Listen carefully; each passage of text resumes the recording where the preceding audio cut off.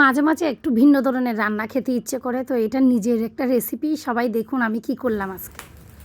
শুধুমাত্র এই একটা জিনিস বেশি করে থাকলে হচ্ছে আপনি যা মন চায় তা করতে পারবেন। দেখেন আমার ঘরে অনেকগুলো তরকারি নষ্ট হয়ে যাচ্ছে, আমি আজকে একদম নিজের মতো করে বানাবো।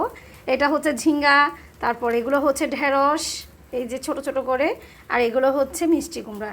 এগুলো সবগুলো দিয়ে বেশি করে পেঁয়াজ দিয়ে ভাজি করে ফেলবো, কারণ আমার ঘরে হচ্ছে এগুলো তরকারিগুলো খাওয়াই যাচ্ছে না। এগুলো শুকনো শুকনো করে ভাজি করব, কোনো পানি দিব না, একটু করে তেল দিয়ে পেঁয়াজ বেশি করে দিয়ে কাঁচামরিচ দিয়ে ভাজি করব। কারণ হচ্ছে ঝিঙ্গা থেকে এমনিতেই পানি বের হয়, তো আমি ভাবলাম এগুলো নষ্ট হয়ে যাওয়ার থেকে এভাবে ভাজি করি। আসলে আপনি চাইলে পেঁয়াজটাই হচ্ছে আসলে একটা জিনিস, এটা থাকলেই সব কিছু ভালোভাবে খাওয়া যায়, সব কিছুরই টেস্টটা আলাদাভাবে বাড়ে।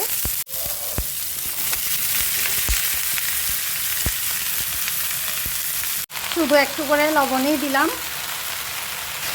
আর হচ্ছে অল্প হলুদ, এগুলোই দিব, আর কিছু দিব না।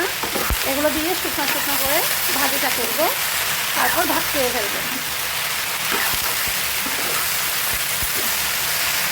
এই যে আমাদের মোটামুটি হয়ে গেছে, আর একটু হলেই হচ্ছে একদম কমপ্লিট, নরম নরম হয়ে গেছে। দাঁড়ান আমি দেখাচ্ছি। যেহেতু এখানে হচ্ছে ঢেঁড়সটা আছে আর হচ্ছে ঝিঙ্গাটাও নরম, ওই জন্য এগুলো থেকে এমনিতেই পানি বের হয়ে গেছে। আপনারা কিন্তু দেখতেই পাচ্ছেন এটা থেকে পানি বের হয়ে গেছে। আসলে এরকম খাই না আমি, কোনো এটা ইউটিউব থেকেও দেখি নাই, কারো থেকে দেখি নাই, আমি নিজের মতো করে বানাচ্ছি। কারণ হচ্ছে বৃষ্টির দিন অনেক তরকারি আনা গিয়েছিলো, এগুলো হচ্ছে সব নষ্ট হয়ে যাচ্ছে।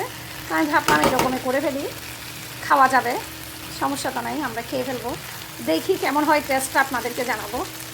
আর সাথে হচ্ছে 2টা ডিম ভাজি করবো আমরা মা ছেলের জন্য, কারণ ওর বাবা নাই, আজকে দুপুরে খাবে না, ও অফিসে গেছে। ওই জন্য হচ্ছে আমরা মা ছেলে যখন খাবো এই 2টা ডিম ভাজি আর হচ্ছে সবজিটা ভাজি। আমরা ঝোলও তো খেতে চাই না, তো আমি ভাবলাম এভাবে করে দেখি, একবার ট্রাই করে দেখি কেমন হয়। সাথে থাকুন, দেখতে থাকুন, কেমন হয় অবশ্যই জানাবো।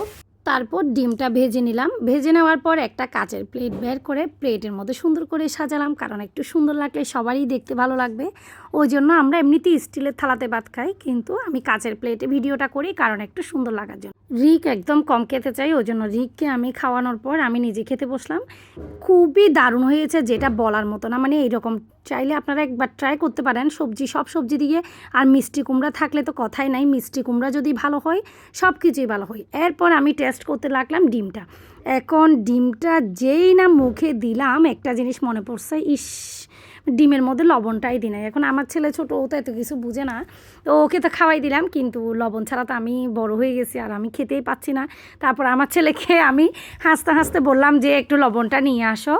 এখন মানে এই ভিডিও করতে করতে আসলেই ভুলে যায় অনেক কিছু, আমাদের সবারই এরকম হয়, জানি না কার কার হয়, কিন্তু আমার বেশিরভাগ সময়ে অনেক কিছুই আমার ভুল হয়ে যায়। আমি নিজে হাসতেছি আর ভিডিওটাতে, কারণ হচ্ছে আমি লবণটা দিতে ভুলে গেছি। এরপর লবণ দিয়ে খেলাম।